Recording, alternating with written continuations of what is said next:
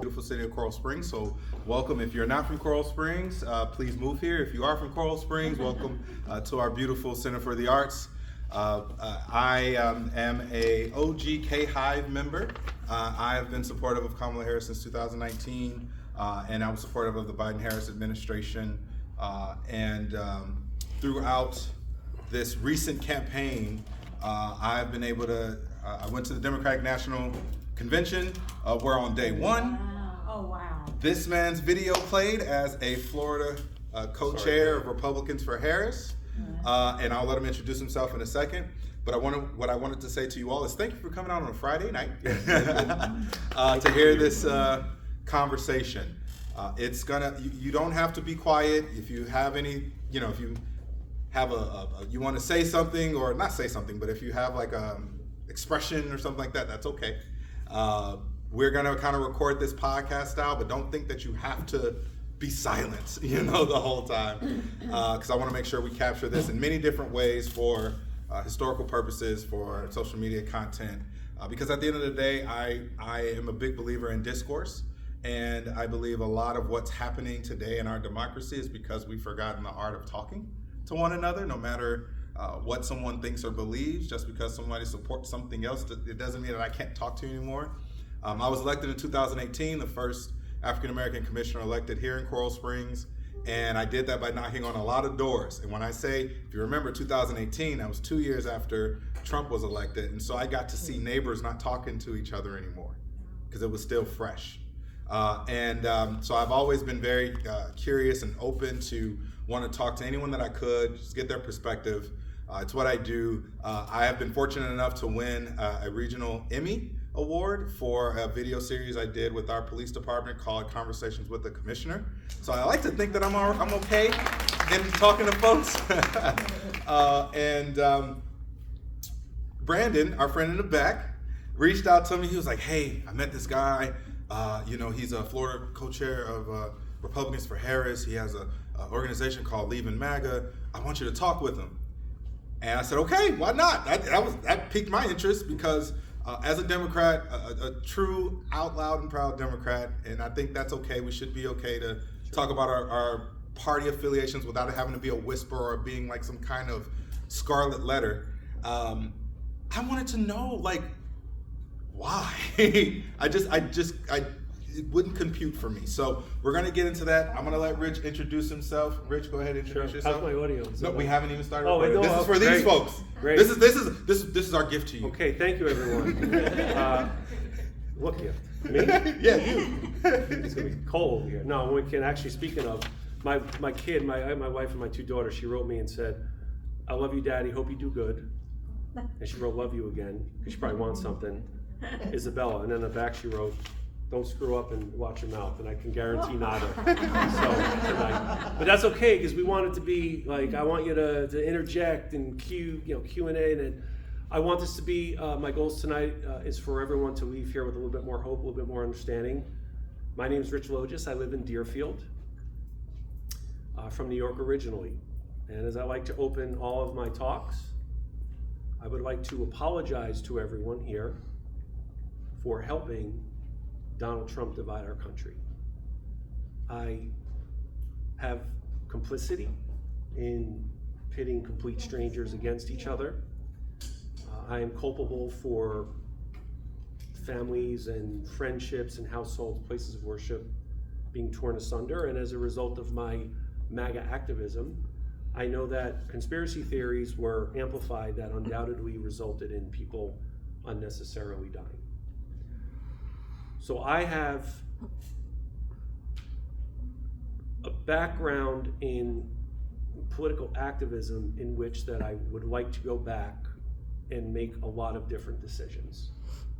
But since I cannot do that, it's why I will not cease for the rest of my life apologizing for what it is that I have done. When the Harris campaign, first Joe, then Kamala, approached me about serving in a Republicans for co-chair role for Republicans for Harris here in Florida, I accepted without hesitation. And the reason I did it, well, there's lots of reasons, one of which is it was an opportunity for me to make amends for my past decisions. And let me open with what I hope is going to be an inspiring prognostication, because we talked about it a little bit beforehand, what I think is going to happen next month. I think that Donald Trump and the Republican Party are going to be historically repudiated. Are going to be what? They're going to be historically repudiated on election day. And I think it's actually going to shock many people. Even with the polls showing as tight as it is? Please. Don't go by polls. The polls might reflect somewhat accurately the situation on the ground right now, but on election day it is not going to be close. Okay. And there are several reasons why I think this is. First and foremost is that I am unaware of any major presidential campaign who has actually invited into the campaign people who are not of their party. There are no Democrats for Trump. I was driving the other day somewhere, there was a billboard and said Democrats for Trump, and I'm thinking, no, there's not. RFK, okay, Tulsi and RFK Jr., okay, so they've got their, he's got their too. We're in every state. And I'm actually not a registered Republican or Democrat, I'm an NPA. But I was a Republican under Trump. So yes, I do think there's going to be a renunciation, the likes of which many of us have not seen in our lives. Great. And one of the reasons I also think this is because it is instilled in us as a people that when we have been on the precipice of a crisis, we have always made the correct decision. Yes. Yes, it's true that our progress has been uneven. I always like to point out in particular that as someone, after I left MAGA and I really tried to understand history more so, Black Americans have always been at the forefront of gains and progress. And that's not to exclude anyone else, but right now we have these unlikely but necessary alliances that are being formed. And that is why ultimately it's going to be a good night for the Kamala Tim ticket, and it's going to be a very good night for Democratic candidates up and down the ballot. I don't want a one-party system. I don't think anyone does, actually. No, but we need one now. Well, actually, I shouldn't say, you know what? I shouldn't say that. There is a group who wants a one-party system, and that's MAGA. Yeah. Yeah. When I was in the MAGA community, which, not to bounce around, but I want to get That's to okay. this We here. don't sweat. These questions are here. Yeah, that's okay, because I want to, I want to first, just before getting into some of the really specific reasons, how many of you have friends and or family who are still in the thrall of MAGA in the MAGA community right now? Okay. Okay, so about half? Yeah. About half, okay. That's basically what we said, right? I was saying ahead of time, it'd be about between 40 and 60%, right? I said usually, on average, about half tonight, okay. Well, I want to personally apologize to you because I had a hand in that. So there's our Florida Democratic Chairwoman. Hi. How you doing? That's okay. So I had a hand in that. So that's something I wanted to address. Now, I notice also there's a pretty diverse assortment of hands that came up about friends and family who are still in MAGA. So what is it about the Trump campaign that... Hold on. Hold Hold on, man. sorry, Hold on, man. You going? I know. I got you. Put it back in. I want jam packet tonight. Oh, wait, is it yours? That's yours. No, that's yours. You got it. That's yours. You got two of them. Yeah, I got two. I guess that was mine. Yeah. And I think this conversation is needed and it's important because while I am a Democrat and it is my job to beat Republicans in every election, right? I am a believer in our American political system and our democracy, and it's an ecosystem. And both parties are needed to balance out the fervor of the mobs, right? Of the small groups that are trying to take over the parties. And what I am incredibly inspired by, and even as a Democrat, and I think when I was at the DNC, anytime the Republicans came on stage, there was thunderous applause in that arena, because where we are at right now in our democracy is a point of exhaustion, not because of a political party. We are at a point of exhaustion because of one individual. This is exhausting. as much as I love government and I'm a history buff, I ain't supposed to hear about my government this much. That's right. It's supposed to be like a car. You turn your car on, you don't hear it. It just goes. If you hear it, we got problems. And that's where we are right now. And so what you are seeing is Americans, not even just Democrats, Republicans, no, people from red states, blue states. I'm tired of all of that. What we are seeing are Americans coming together to stand up for their home. America is our home. This is where we live. This is where we're raising our families. And being told and every day being programmed to fear Americans, to fear our neighbors, fear our teachers, fear anybody that just disagrees, which is we are supposed to do. That is our American right, is to disagree. We have to be done with that. And this conversation is going to help that. And for those of you who may have those individuals that for some reason you just can't understand why they are still in this community, because whether you think that is a negative or a positive word, we're going to get into it. These folks, that's their community.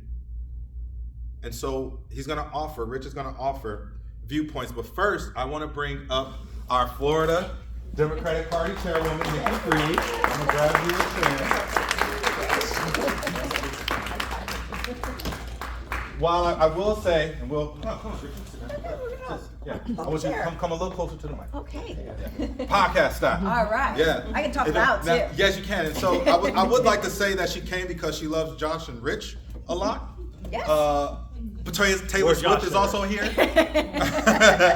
No, but welcome her to the state of Florida. yeah. So we are grateful that you could be here with us tonight, Chairwoman Freed. You are doing an amazing job in Florida. Our Florida Democratic Party has a pulse. One of my constant refrains on the app formerly known as Twitter, because I will not say what it is now, is Florida is in play, fam, and it is. Yep. We are going to have some fantastic returns on election night in Florida, and that is due to you and your incredible team, volunteers all across the state. And I'm really thrilled that you're here. So I want to give you the floor. Sure. And I'll talk a little bit loud so I can, first of all, hello, Broward County. It's so good to be home, first and foremost. But yeah, we are in play for multiple reasons. Multiple reasons because, yes, we have a pulse. When I took, and I know Josh is probably so sick of hearing me talk about this. Absolutely not. But when, I took over in February of last year, we just had the most historic loss that Florida Democrats have ever experienced. Having not only lost all 4 of the cabinet positions, had lost so many of our county and city commission races, now in a super minority in both the House and the Senate, and everybody counted us out, including Democrats in the state of Florida. It was a really, really tough time. And when I took over in February, I said, we have to do this differently. We have to do it differently and build a party that is truly reflective of the voices in our state. We have to be doing year-round organizing. We have to be going into communities that haven't heard from us and cycle after cycle after cycle. We have to be hitting doors. We have to be making phone calls. We have to be recruiting candidates. And we got to get focused back on talking about the issues that transcend partisan politics. We got so entrenched in this D versus R conversation and so entrenched in fighting back the make-believe culture wars that were being thrown at us because we have been the lab rats of Project 2025 for the last 6 years. And we got so much into defense, we forgot who we were. And so when I said on the day that I accepted the microphone and Grace was there, I made 3 promises to this party. One, that we were never going to have a November 2022 election result ever again like that. Second is that we were going to be united. That there's been too many times in our Democratic Party, especially here in Florida, where we go after each other. That we don't work together. We draw lines in the sand, and this is my territory and that's your territory. We don't talk. And the third was, and I get every day more excited about this comment, that Ron DeSantis was never going to be president of the United States. So we've accomplished that. And a judge last night continued to smack him around, so that was always nice. It's the First Amendment, stupid. You know, you kind of I know, a judge wrote that. That's a judge incredible. wrote that. So it's fantastic. But we got to work. We got to work going and saying, look, we got to communicate differently. We got to communicate differently with our elected officials, with our grassroots organizers, with the public. We have to make sure that we're aggressive, that we look like we're fighting, because you want us to be fighting. The insanity of what's happened in the state, you want us to be fighting back. And we're like, oh, well, no, there's too much on the line. And so we were able to, last year, start already flipping seats. We flipped the mayor's race in Duval County, not only electing the first female mayor of Jacksonville, also the first Black female tax collector there, and flipped 2 other seats on the Jacksonville Council. And then you fast forward to the end of the year, where we collectively, with Democrats, Republicans, and Independents, got 1.4 million signatures to get Amendment 4 onto the ballot. That was all of you getting those signatures. Does our governor know that? Oh, governor. Did the secret police come knock on your door? Yeah, knock on your door. Ask- Not yet. Wait a couple more weeks and months. And then we flipped House District 35, getting part of this year, which is the center part of the state. And to give you historical context on that, the last time a Democrat held that seat, it was Bill Nelson's House seat. It tells you how long, and that's what we flipped. And so we know that when we talk about the issues, when we organize, when we are able to bring people together like we're doing here, that we know everything is possible. When we're turning out our Democrats, Independents are breaking for us in record numbers. I saw not only across the country, but here in Florida, 60 to 70%. And then you have a whole lot of Republicans who aren't gonna be voting for this guy. They are tired of the nonsense. And so when you add all of that up, an organized, democratic, and energized base, Independents who are also energized and organized and are voting for Democrats, and a suppressed Republican base and Republicans that are voting for Democrats this cycle, that's a win. That's a win all over the state. So we got to make sure we're doing our job in turning out the votes. There is no stone that can be unturned. We got to talk to every one of our family members, every one of our friends. I mean, I was at Panera last weekend. I was talking to a girl at Panera. It was before early voting ended. So the weekend before early voting ending, and she was commenting on my bracelets, and I was wearing a tie-dye t-shirt, and I was like, oh, she's definitely one of us. And then she was like, oh, I'm not registered.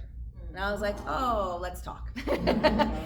But that's what it's gonna take, is having those types of conversations, meeting people where they are, whether it's in the beauty parlors or it's the barber shops or it's at church or synagogues. It's meeting people where they are and having the conversations that we've been truthfully not wanting to have for the last 8 years, because we're scared of what the other conversation is gonna be. And I think that's what I walked in on, you having, and we gotta have those conversations. Now is it. We've got 18 days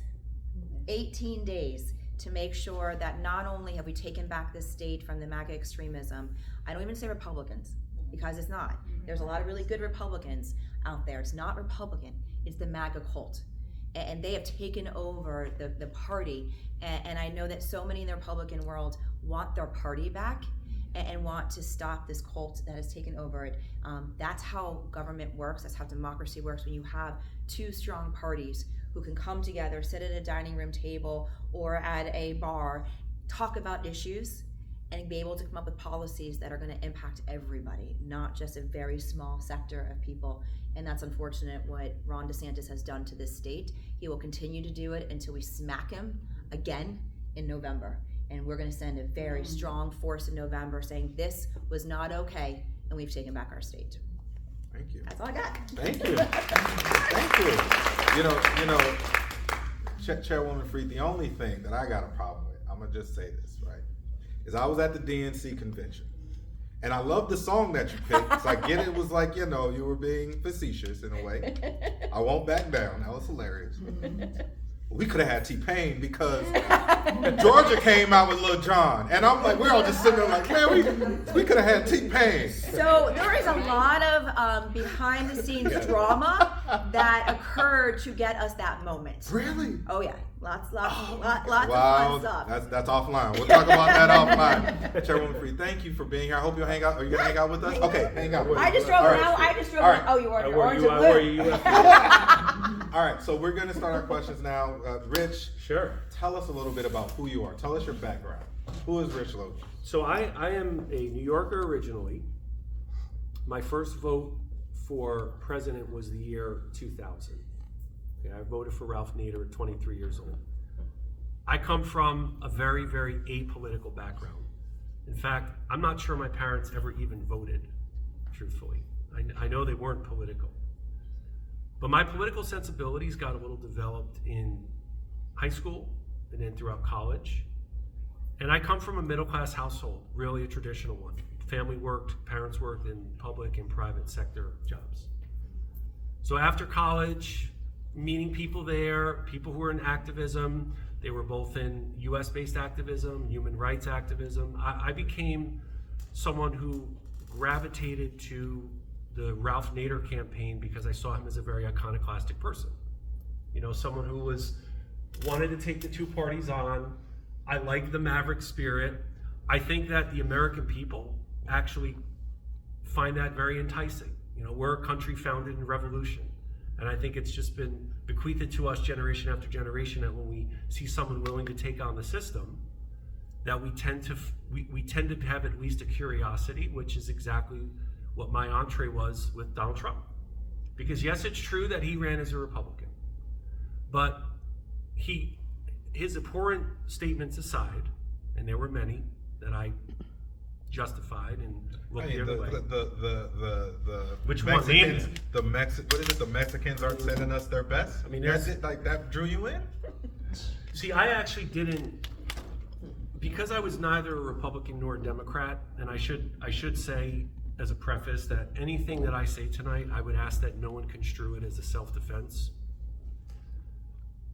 Those statements I knew were wrong, but I looked at Trump as someone who was the right person for that job at that time, because my belief then was that the two parties were the same.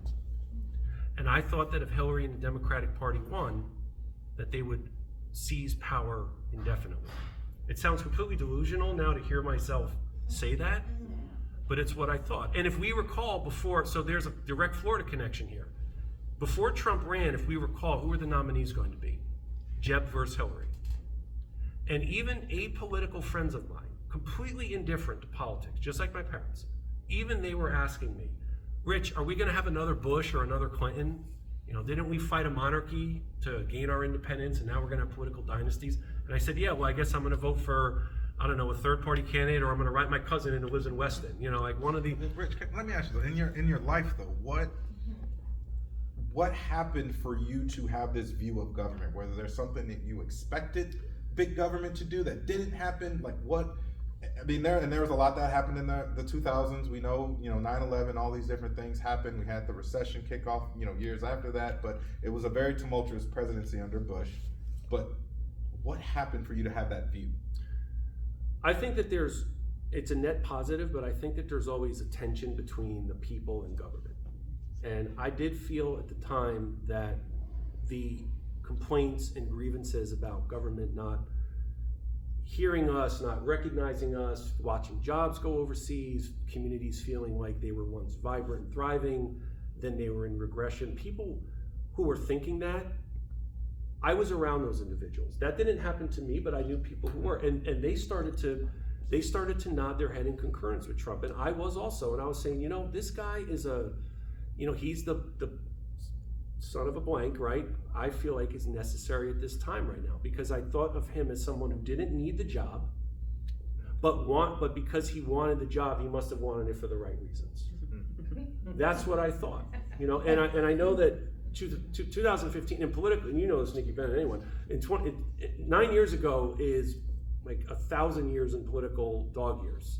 But if we go back to that time, all of the reprehensible comments aside, there were actual discussions about policy and issues, and a lot of them were based in economics.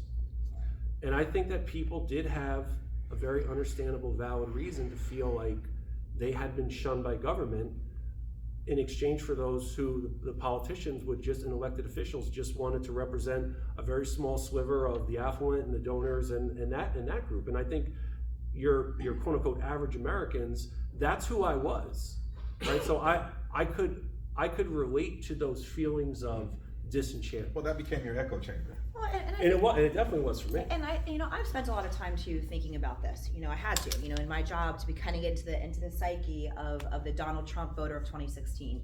And you have to take a step back, that if you aren't involved in government and you aren't involved in politics, and you just see all of us in our suits and ties and going to Washington D.C. and flying on our private planes, which I don't do, but but flying on private planes and fancy dinners, and you see the lobbyists up there in suits, and you just think that government doesn't work for me. And if you are somebody who potentially is a low income family, that are working 2 or 3 jobs, or a single mom who's working 2 jobs and can't find childcare, and you're looking at TV and you're just seeing these people in suits fighting with each other, and you're like, oh, what is this?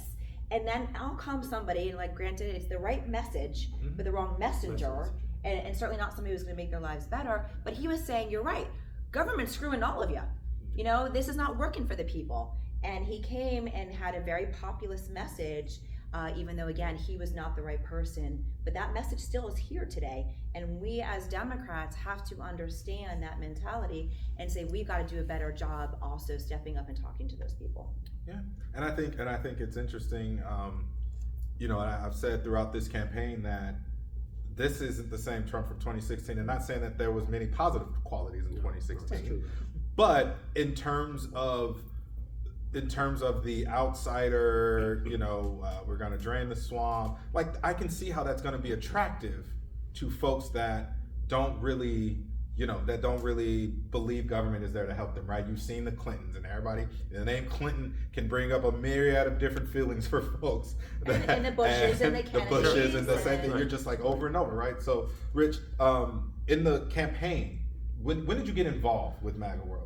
So I was not one of these individuals who said, he came down the escalator and I was in. I just want to tell you that most people say that. It's not true. It's not true. So it didn't apply to me. But I did have this gradual curiosity that became more serious. And in early 2016, I went to a Broward County volunteer event. I had never worked in a campaign. I was political, but I was very ignorant looking back on it. Ignorance is a very powerful gateway to yeah, exactly. Right, yeah, you said it. That's the best way to put it. I remember I walked in, I met a campaign staffer, a lady named Dolly Rum. You may even know her, Dolly Trevino Rum. That's the lady I met. And I'd never been in a meeting. It's all these individuals there. They're talking about knocking on doors, and they're talking about phone banking. And then I wound up meeting this lady Dolly, and she said, what are your skill set? I said, well, I used to be a journalist. That was my first job after college. I worked as a newspaper reporter, and I had done some writing. She handed me a call script, and I look at it, and I take it home, and I worked on it, and I came back the next meeting, and I contributed a line in the call script that said, let's make history and elect Donald J. Trump president. I contributed that line in the call script. And so it was accepted, and I was in, and we're gonna come back again to this now about community. Mm-hmm. It didn't start after Trump was elected. For us, it started beforehand. Because once I was in the campaign, and once I was around other people. I mean, during that time, Trump was ridiculed by everyone. Like, in terms of Democrats, Republicans, everybody, right? Like, he had no shot, like, no chance. So it was almost like everybody you guys kind of hunkered down together. That's exactly right. In fact, with both parties, once I figured out that both parties did not like him and saw him as a threat, that's when I thought this is exactly the right person then for the job if both parties think that. Because if I'm this person thinking that the two-party system is evil and they're all the same, and then you've got those two parties saying, well, we can't have this guy be elected president, I'm thinking, I'm in. Now, someone might look at it and think, well, of course, that's a reason not to support him if both parties don't like him. No, I thought the exact opposite. Did you think he was going to win the nomination? I am on public record in 2015 and 16 on a Philadelphia radio show saying that he would be the nominee and would win the general election.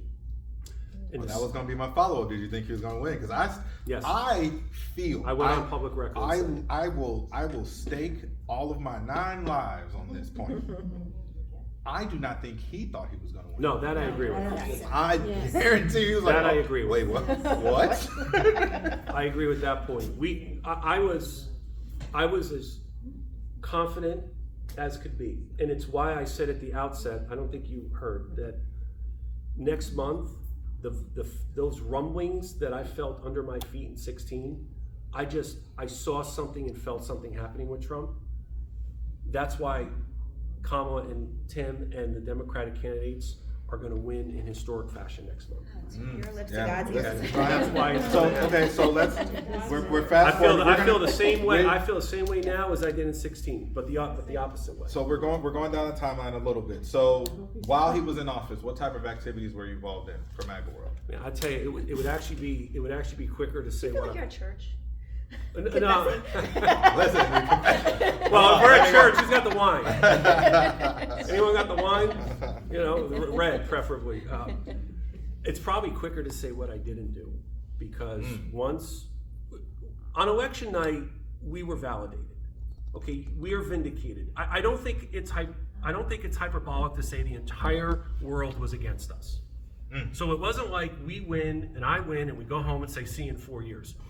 I was writing for a lot of right-wing publications, MAGA publications. I've had bylines in Fox, The Federalist, American Thinker, American Greatness, Real Clear Politics. These are sites that millions of people saw. I have dozens of articles, and this is one of the points of the evening where I'm going to really show a lot of remorse. I'm going to show remorse tonight, but this one in particular.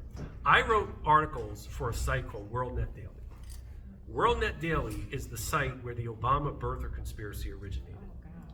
I wrote for that site, and I was paid for none of these stories. I was never offered money, nor did I ask for it. I was professionally producing a podcast. I would go to Trump events in Broward County.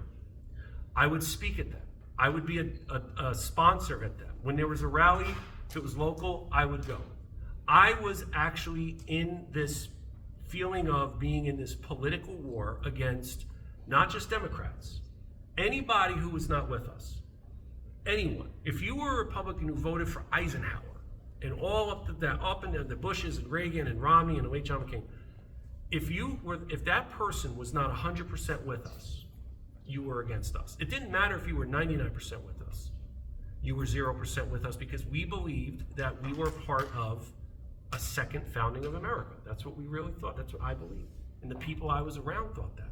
So I allowed myself, and I say allowed, because you have to take accountability for this. That's why I allow myself to be influenced this way. And so what I was doing in this activism, I felt like this was necessary to this work of trying to make the country a better place. But if you weren't with us, you were against us. But did you not? But the birther thing is insanely racist. Mm-hmm.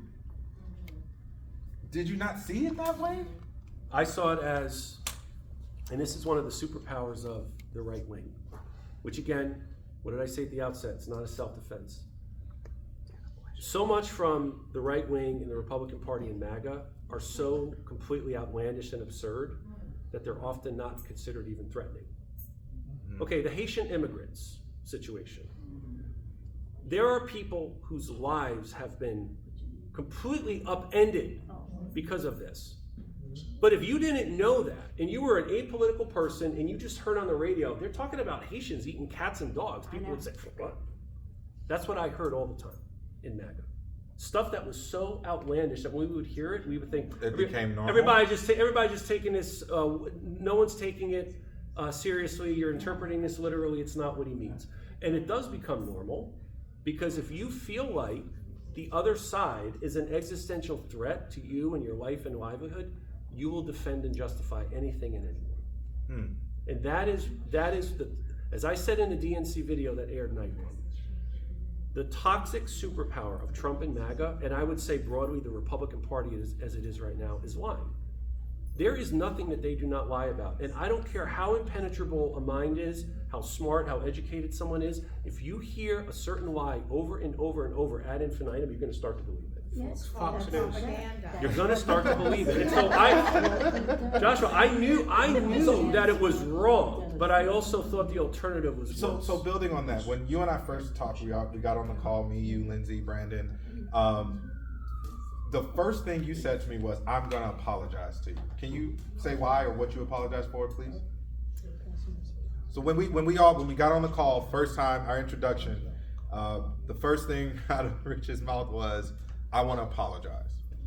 Why'd you say that? I said that to you too when we spoke on the Zoom, remember? And I said the remarks that I made.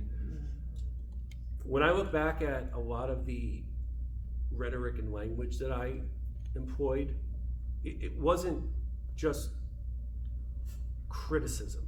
It was dehumanizing, calling people malignant, referring to Democrats, for example, as the most dangerous group in the history of the United States. Again, see, you're laughing. That sounds so absurd, right? Which is funny because sometimes I'd be upset because I think Democrats sometimes are too soft. That's just me. You know. I just. I think I said that earlier. Yeah. I just think I feel like I feel like this part of leaving MAGA and others whom we know who have left, all of them have the apologetic remorse. Because it is important for me to, yes, I said it, yes, I own up to it. In fact, all my podcasts, all my writings are still on the internet. You can go and read all of them. And occasionally I look at them and I re-cringe all over again. But I said to Josh, I'm sorry, Nikki, I said to, and everyone I meet when I go into rooms, because what's happening in our country right now, it doesn't matter to me that I was only one man, one vote, one voice. I assisted this, okay? I empowered what has happened as a result of helping this individual, former President Trump, get elected and then working to get him reelected. I should also mention as a side note, because it's an important one we'll get to, I also did the same for Ron DeSantis in 2018. Okay, I was, Nikki's like, screw it, I'm out of here now at that point. Thank you for Great ruining talk, my election night. Great Thank talk, you. Rich. Nikki's like, all right, Rich, good talk. See ya. You know, give me cough in November. I didn't quite do as much for DeSantis, but I was a volunteer. I made phone calls, showed people where the polling places were, drove a couple people for them to cast You their did a vote. lot, man. I wish I could go. 33,000 votes. Yeah, exactly. Yeah. You did a lot. We don't forget that. Did you vote for Trump in 2020? I was. We're gonna get there. Real quick, everyone. There is a list that went around. If you put your name on it, so we can get to the Q&A. I want you guys to ask your questions. Okay. All right. Yeah. Did you vote for Trump in 2020? I was. Yeah. I was Okay. 16 and So 20. you did. Okay. Did you accept the results of the election? Did you believe the big lie? So this is actually going to be a very good segue into some of the reasons that caused doubt for me. I know. That's why I wrote the question. I did not think. Yeah, I'm telling you like you don't know that. It helps me frame my thinking because after like 45 minutes, I'm completely out of good stuff to say. I never thought the election was stolen. The reason I didn't is because I was telling all of my fellow MAGA people here in Florida and elsewhere that there was going to be such a mobilized voter turnout movement for Joe that we had a chance of losing. Yeah. Now, I did think we would win re-election because incumbency does have its benefits even when you mismanage a pandemic. But I knew there was a chance. I knew there was a chance we could lose. And so the legal cases went through, and then on December 11th, the Supreme Court, on 2020, Supreme Court said, Texas, you have no standing. That's it, it's over. And I told all my MAGA people, I said, that's it, guys, we lost. So let's rebuild. Let's get ready for the comeback. We'll come back better than ever before. I remember speaking at a holiday party right at the end of the year, and I said, sometimes the bad guys win. That's what I said. I said, the bad guys, Joe and the Democrats, sometimes they win, but you know what? We're just going to lick our wounds and we're going to rebuild. So I did not think that the election was stolen, and that's a prognostication that I would say was somewhat accurate on my part, that I knew we could lose. So did you go to DC for January 6th? I knew people who went. I didn't go. I would not have gone if invited. This is how I processed January 6th at the time. When I said before about dehumanization, as that event was happening and I was watching it, I knew that officers were getting attacked. I knew that probably people were going to die. That was not my concern. My concern was, and this is where I would normally curse, and I'm not going to do it. My concern was that these individuals here who are doing what they're doing and rioting and insurrecting at the Capitol are going to cost us our chance for a comeback in 2024. That was my consideration. My consideration wasn't, look how awful this is. Look at what these individuals are doing. I was angry at them, but not for the reasons that like a normal person would be angry for, right? Well, the one thing I always say is, imagine if you turned on your TV and you saw that being hundreds of black people doing that at the Capitol. What do you think would have happened? Well, that's actually that is actually I think a really important side note is in that the only counter that the right wing has to hang its hat on is the summer of 2020. And you really, folks, I want to say, as somebody who worked with people in the Trump campaign who were paid and successful, language is really important in politics. Because the right wing does not say the 2020 peaceful protests. They say the 2020 riots. Hear the lie, enough and enough, and you start to think. The vast majority of people in the George Floyd protests, as well as at January 6th, were peaceful. It ain't the peaceful ones I'm worried about. So what happened on January 6th with those individuals, I remember thinking at the time that anyone I knew in Florida who had gone down there, I was chomping at the bit for them to come back and say, look what you've done. Not, look what you've done, you've nearly ended a quarter of a millennium of this experiment. No, it was, you screwed up our chances. And I will just tell you guys, there were other... even now though, like it's still coming up, and you have a vice presidential candidate that on the debate stage with the world watching can't even say that they lost. Like, why are you running for re-election? Like, why are you running for election? Why are you there, sir? What happened to the other vice president that was there? January 6th to me is one of the primary dehumanizing moments amongst many for me, but that's one in particular is January 6th. I will give you guys another one though, since we're on this subject, if I may. Charlottesville. Okay, the day of the very fine people. And that was early in. That was that was 2017, if I'm not mistaken. That was 17 this summer. That's why Joe Biden. That's when he ran. Right, that was his. Right, he said his compelling reason to run. So, the very fine people speech. Okay, let me tell you what we talked about in private. We actually criticized Trump privately, but we didn't do it publicly, because if you do it publicly, you will be exiled out of MAGA.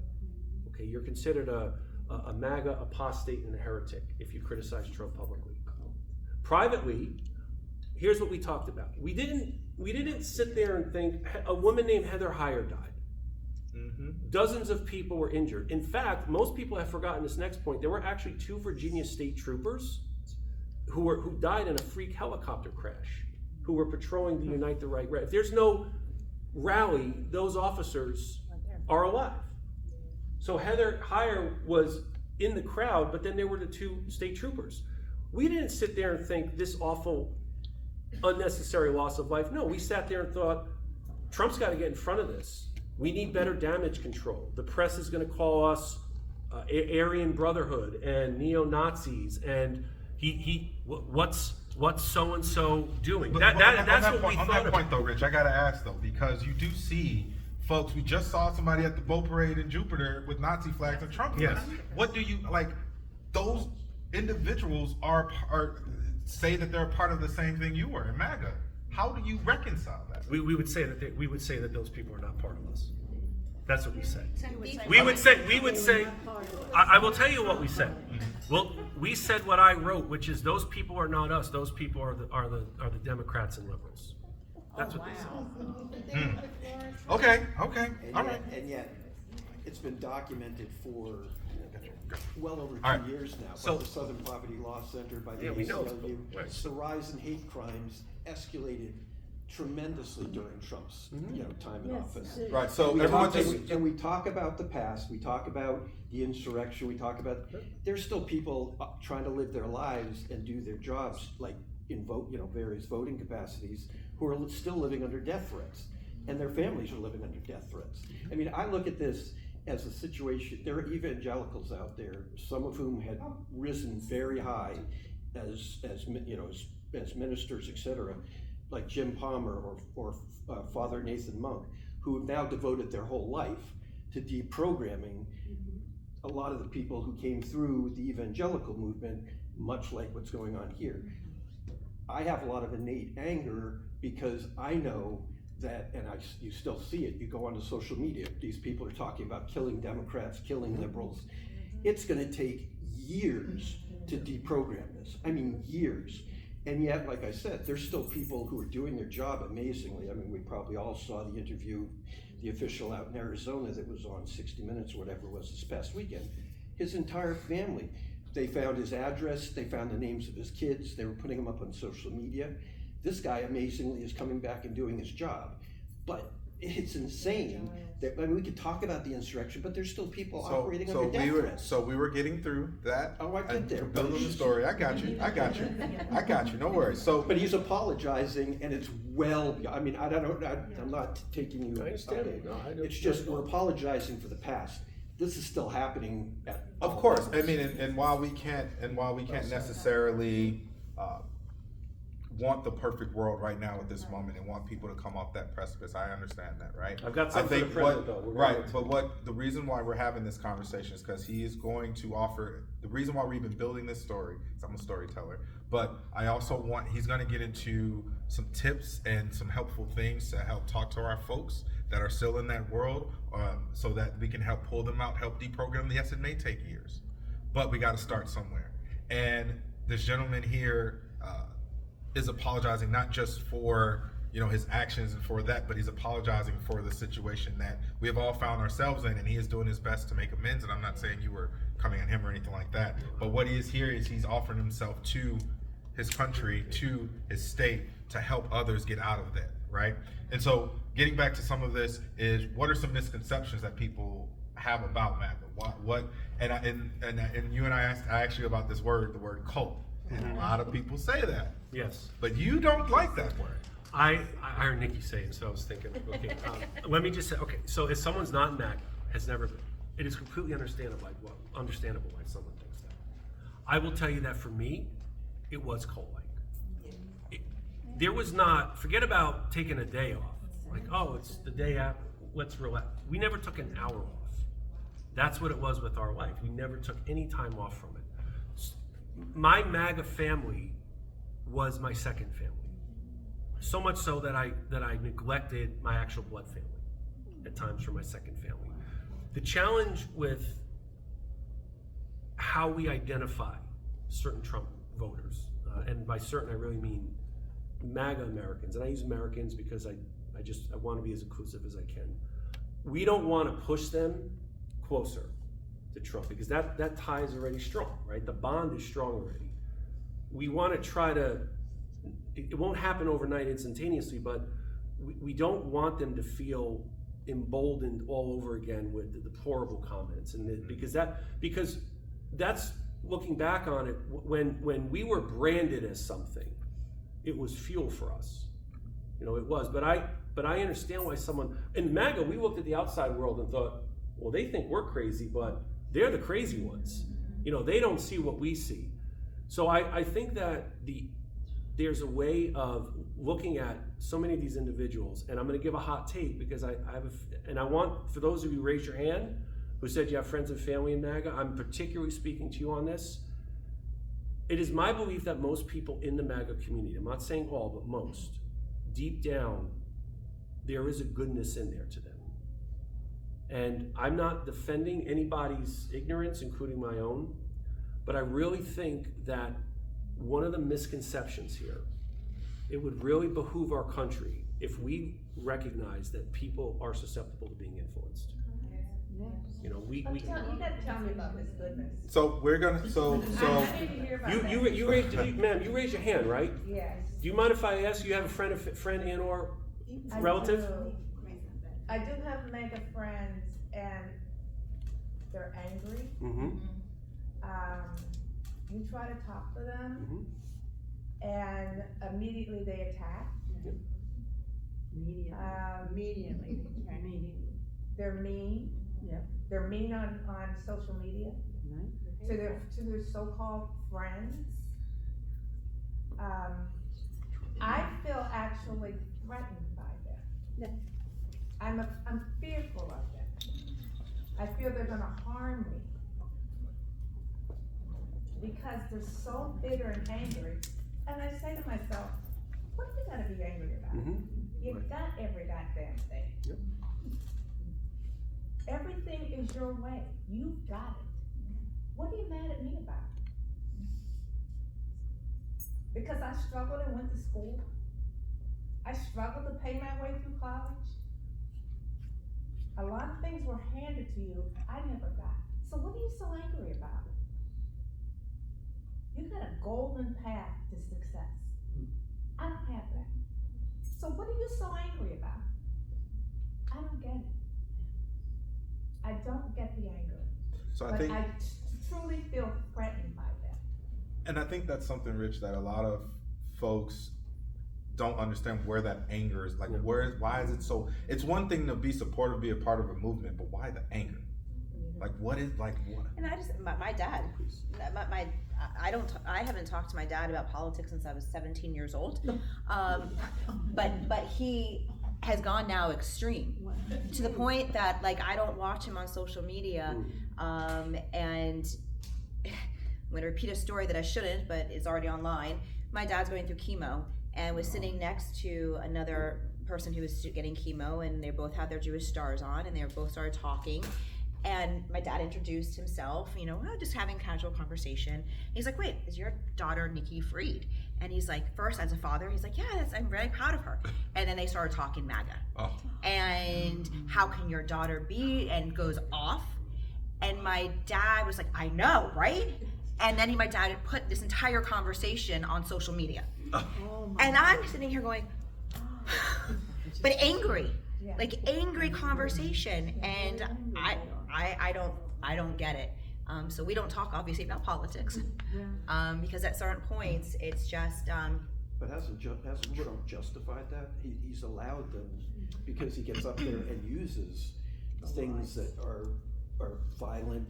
He says things along those lines, and the way he, like the time of the journalist that was handicapped, this thing. Yeah.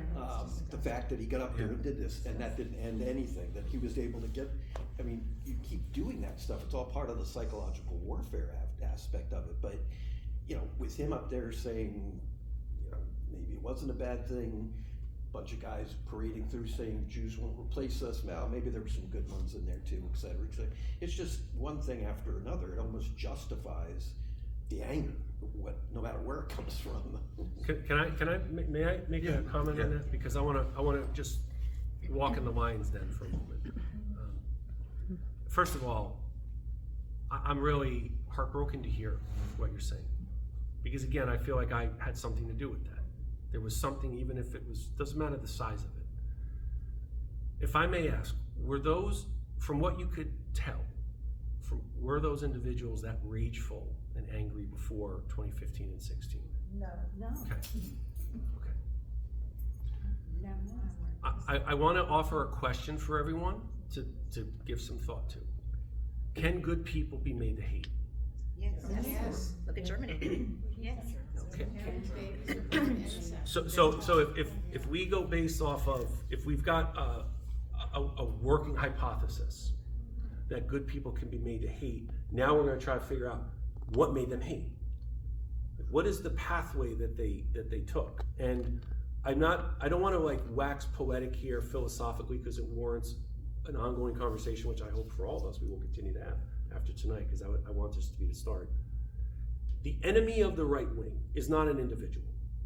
There are certain ones who get the brunt of the ire, like in Florida, Nikki. Like in Florida, Nikki. Certain areas of Barack Obama, the one who's received the most. The enemy of the right wing is liberalism.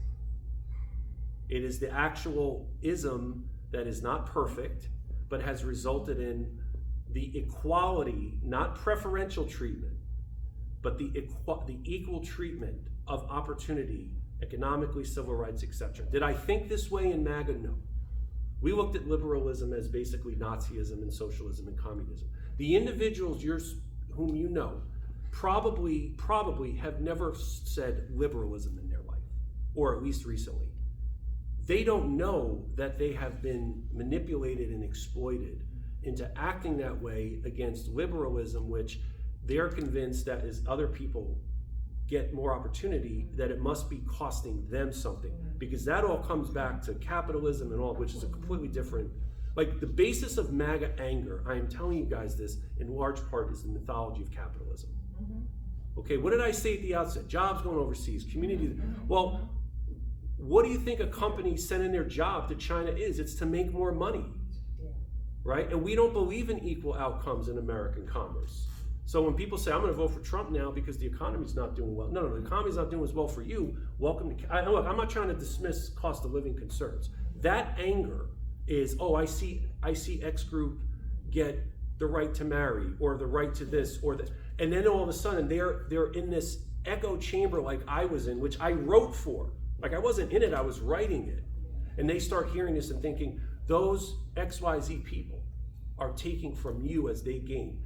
If you come to believe that, what are you going to feel, right? It's not a defense, but what are you going to feel? You're going to feel that anger, it's like this white hot rage that they publicize it because they want the world to know about their grievances.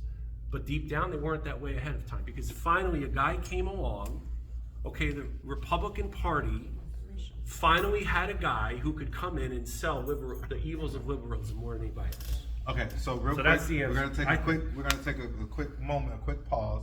Our dear chairwoman is gonna be leaving Yeah, us. you have to go. I want her to give us her parting words, Yes. and then we're gonna let her run off the continue to save Florida. Yes.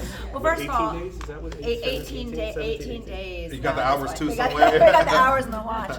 Well, TikTok. first of all, thank you for having this conversation, because I think that so many times we are in our own bubble. Our own bubble, our own echo chamber, only hearing from our, the people that are surrounding us, and having these types of conversations where, one, it is important. Like I started my entire conversation with you all. It's talking about the psyche of the 2016 Republican voter for Donald Trump, and you were absolutely right. It is about the economy. It was at the time people felt, that Obama had taken the economy in one direction, and that people felt they had to bring it back, and it went extreme into the other side of the direction, And to your point is that when you see other people getting jobs, or other people getting freedoms, or other people getting rights, and you are still not making ends meet, and you're not getting the support that you need by your community, you want to go blame somebody. And Trump gave half the country people to blame. Liberals, and so it just is, it's really important that as we get the next 18 days and are having whatever conversations that we can have with people, that this conversation doesn't end. And to your point, I've done a lot of my lifetime of studying of the rise of Hitler and a lot of what happened in Germany. Which is funny that there's a Madison Square Garden rally coming up almost to the day of the 1939 Nazi rally. That's right. Isn't that interesting? Isn't that a interesting? certain presidential candidate on the Yes. Republican ticket is held in that rally. But yet, he's praising that he's going to be the best savior of Israel. And you can't have it both ways. And so you sat and you look at how many generations it took after the Nazis fell in Germany, how to reprogram an entire country who was made to believe one thing or another. And that is what we are going to have to do. When Kamala Harris wins, and I know she is 110% committed to this conversation because she wants to heal America. She knows this type of anger and animosity isn't just going to end on election night, and that we're going to have these really hard conversations and have these conversations of deprogramming. But it's going to take a generation, and it's going to take us talking to a lot of the younger generation to make them explain that this isn't the right way of thinking, that we all have to get into the mode of when one boat rises, we all rise together, and that just because one person's star rises doesn't mean that yours diminishes.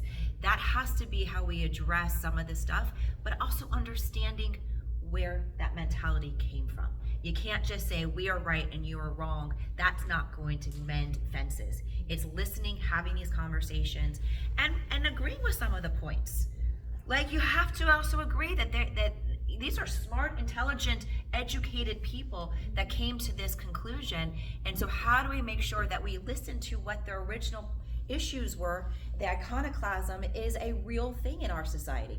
How many people do we have registered to vote in the state of Florida? Not all 22 million.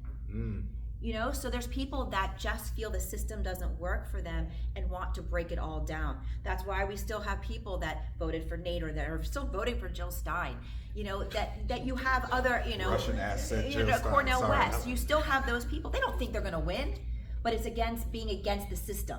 And regardless, Democrat and Republican, at the end of the day, is still the system. And I think what people are seeing today is that Donald Trump is no different than the system. He has used this system, and I think that we're going to have to continue having these conversations. But 18 days, so hopefully you leave today and say, what are you going to do tomorrow to make sure that we are doing everything possible here in Broward County? We know that we are a bright, bright, bright, bright blue, but if we don't show that we are bright, bright, bright blue on November 5th, the whole state goes down. There, no pressure on my Democrats in Broward County, but we're counting on you. The country is counting on you, because if Broward turns out in the numbers that I know that we can turn out, and Florida on election night goes for Kamala Harris, which is what we are going to do. It's an early night. It is an early night, and it is over for Donald Trump. And take Rick Scott out. Yes, and retire Rick Scott once and for all. The biggest fraudster that we have in this state. Country. In the country. Second. Yeah. I didn't say second to Donald 57 Trump. times, You know, largest Medicare fraud in the history of this country. $300 million that he gets to use to have, you know, for his first, second, and now third, fourth election. And bad on Social Security, Medicare, Medicaid, environment, women's reproductive health care, on just literally everything. Yeah. And Debbie Mercosel-Powell is going to be a champion for all of us, and regardless of Democrat, Republican, Independent, she's going to represent the whole state. So it's really important. Last commercial she put out. Well, we got the rap mic. So, Chairwoman Free, thank you so Thank you much. for Come having on. me. Thank you for being here. All right, All right, Broward. folks, we're gonna start ramping this down a little bit. So, a couple of last questions. So, what led to your disillusionment? How did you decide I'm gonna set? Like, what made you be like, all right, I'm done with MAGA? And when? Nikki, the catalyst was Ron DeSantis for my leaving. The catalyst was Ron DeSantis for my leaving MAGA. It was not Donald Trump. It was Ron DeSantis. Summer of 21, Delta surge comes in. I didn't think that the pandemic was a bioweapon, and I didn't think the vaccine was going to kill anyone. It's true that I didn't take it seriously in the beginning of the pandemic. Kids were getting sick in the summer of 21. Children's hospitals were overflowing. There were reports here and elsewhere across the country that kids were dying of COVID. By that point, all the anti-vaccine hysteria had permeated itself all across MAGA. In fairness, I might get boost here, but in fairness, I thought DeSantis did a relatively decent job in the first year and a half, given that data was changing pretty I lost regularly. 22 friends. Okay. I don't believe it. And that's why, and that's compared to, and just so you guys know, with Trump mismanaging, we were criticizing him privately also, just like at Charlottesville. Whatever good graces Ron DeSantis may have had, completely were erased and eliminated in the summer of 21. He had people at his press conference talking about the vaccine changing your RNA. He was talking about Fauciism. All of that, when that was happening in the summer of 21, it was like I ran face first into that wall right there because I didn't understand why he was doing it. I was confused. My first emotion to leaving MAGA was confusion. And what I did at that moment, because I didn't understand that, is I did something that I had not done in my years in MAGA up to that point. I diversified my news and information sources. And that sounds so simple, but it was so profoundly and positively life-altering for me. And as I did that, I started to understand a little more why Ron DeSantis did that. Right around the time, simultaneously, I am delving deep about January 6th. I had been at events with Proud Boys. I had seen all this stuff. I used to think these guys were just hobbyists. They had no influence whatsoever. All of a sudden, you move outside the right-wing echo chamber of media, you start to see that these groups actually were well coordinated and had the blessing of the most powerful person in the world. So I am all of a sudden realizing that what I had thought might be wrong. Now that, again, not as a self-defense, as that's happening, that's when my doubts commence. And I would continue to see DeSantis. I continue to see Trump talking about stolen election. And all of a sudden there's this alarm in my conscience that just keeps going off ever so lightly.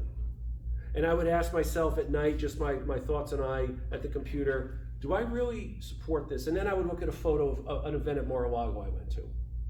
And then I would see Ron DeSantis again talking some craziness about the vaccine. And then I would listen to a speech I gave at a Trump group. And I went through this internecine political, personal, moral war internally for months after months after months. And there were other moments, such as in February of 22, the Republican Party, if all of you remember, said the insurrection was legitimate political discourse. That's what they called it. Those are the exact words. And then 3 months later was Uvalde, Texas school shooting.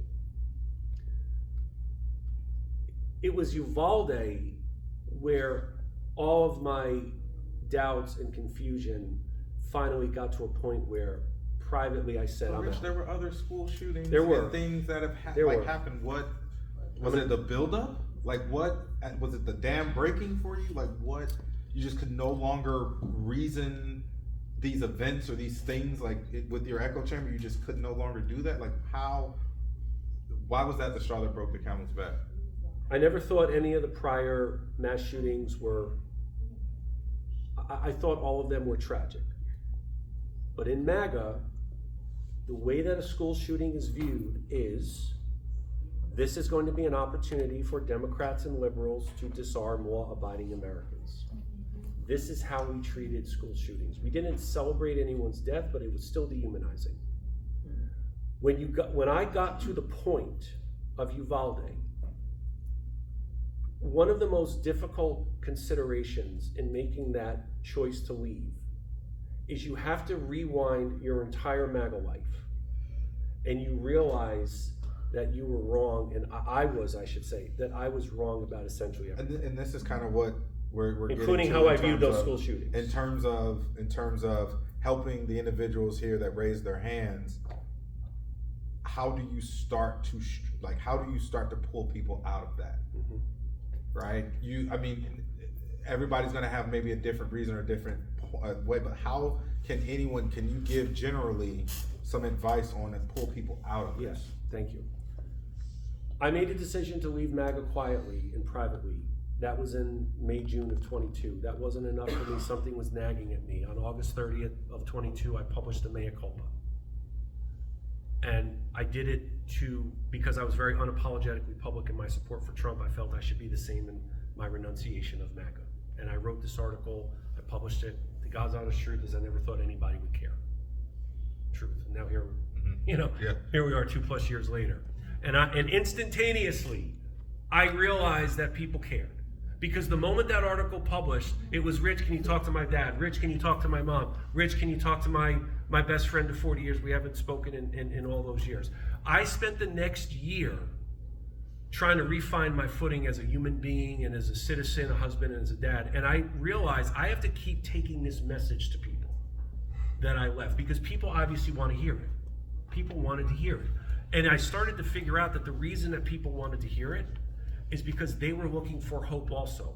They were looking for a way to try to restore a lot of these relationships that they felt like were lost before MAGA. And I want to say, I do not believe those relationships are lost. It was earlier this year, I started up an organization called Leaving MAGA. I started it as a nonprofit because it is not a for-profit entity. Leaving MAGA is a community for people when they leave the MAGA community or they've got doubts. Because though it's toxic, MAGA is still a community. Shared values, shared art, shared everything.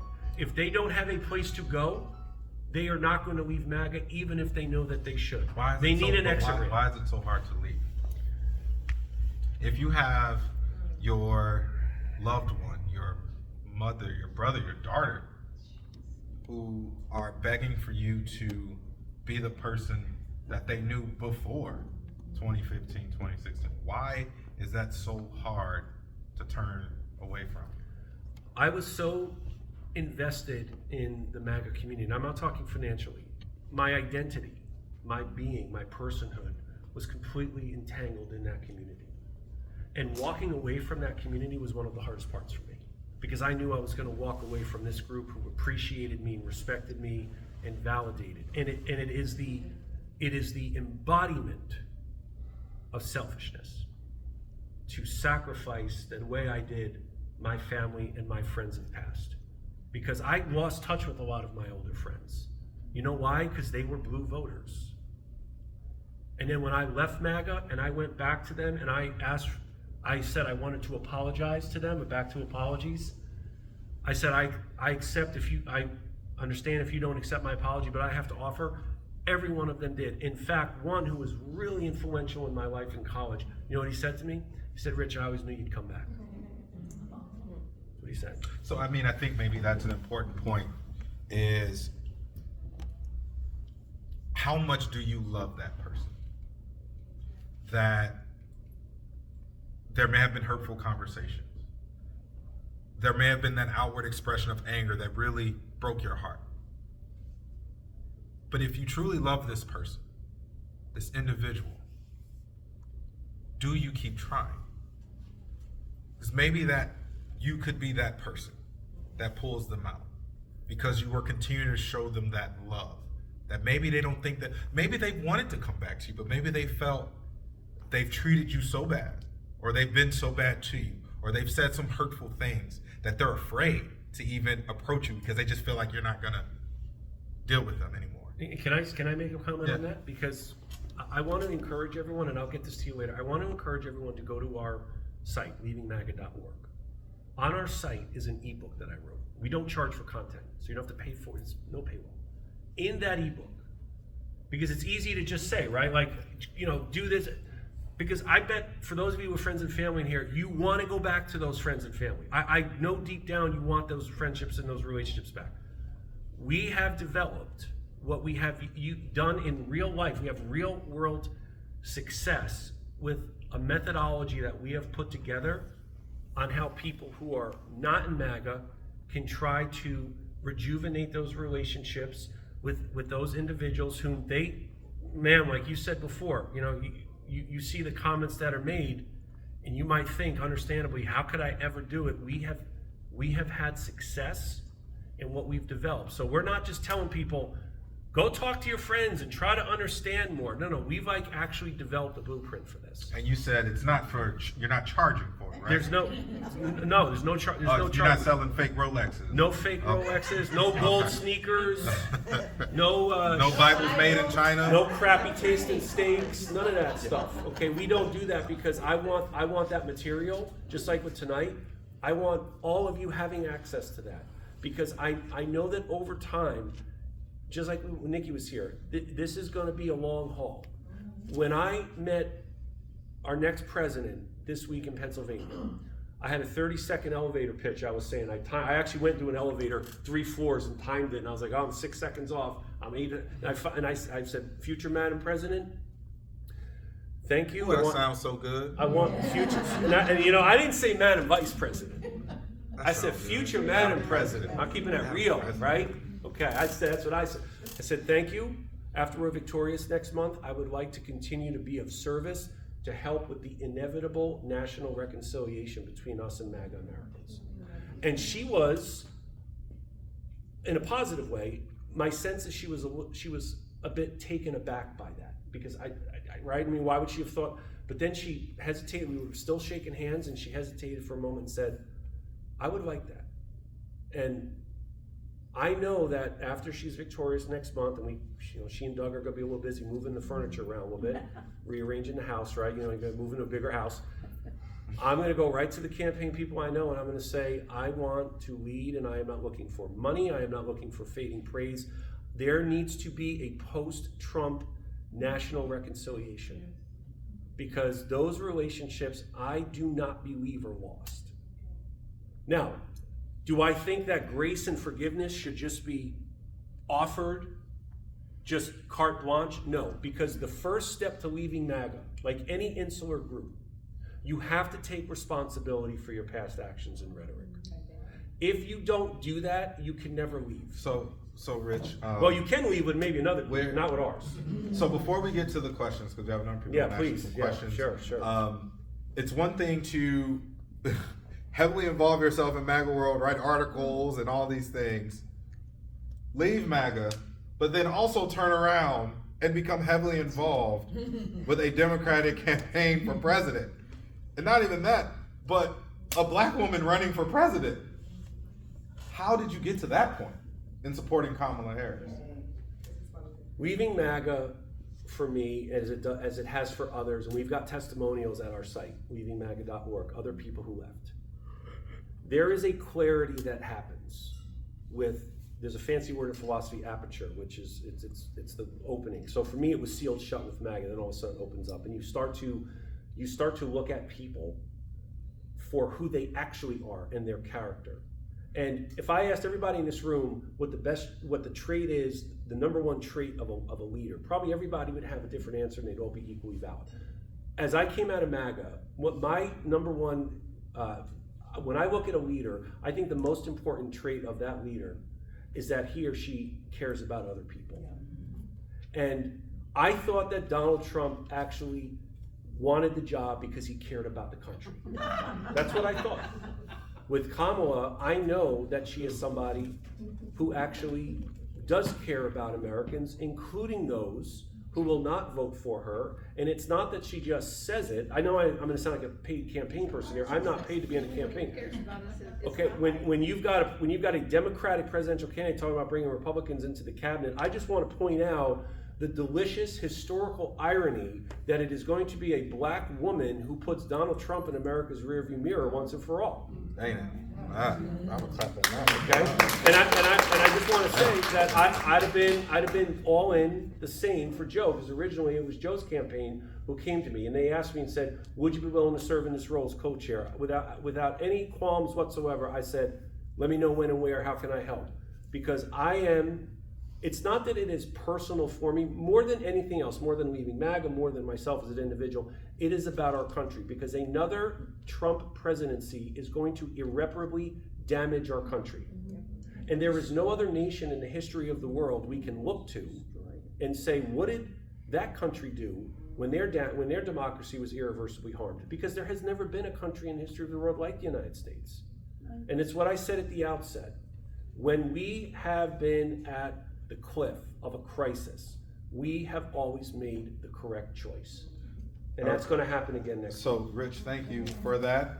Thank you. I am, like I said, a huge supporter of Kamala Harris. I'm excited for her. I supported Joe. I was working with Joe and working for Joe.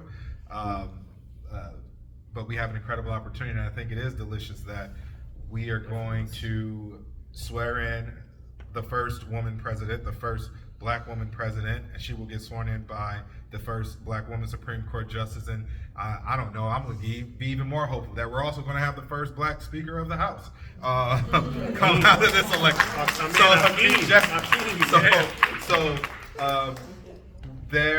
These conversations are important, and what we're talking about, although we are in campaign mode, this is transcending the campaign. This is after, because we will have to have that national reconciliation. Yes. And so we're going to get into some questions. Please. We're going to try to keep them short. If not, we could be here all night. So, but hold on, we got the list. I got to go by the list, sir. Are you on the list? Are you on the list? That's your question. Are you on the list? We never got the list. Oh, you never got it? Okay. I got you. No worries. I got you. You'll get the last question. How about that? Yeah. Good? Okay. Brandon. Yes. I'm just so happy to be here first and foremost. Thank you. Thank you, Joshua, for making this happen. Just like you were thinking about this reconciliation with MAGA, this all happened because I had the faith to essentially